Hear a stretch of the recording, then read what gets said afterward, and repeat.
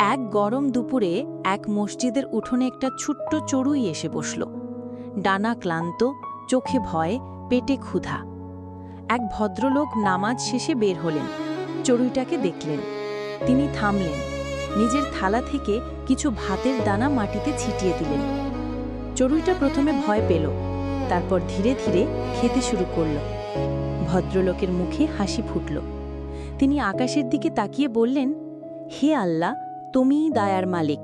আমি শুধু তোমার সৃষ্টিকেও সাহায্য করতে চাইলাম।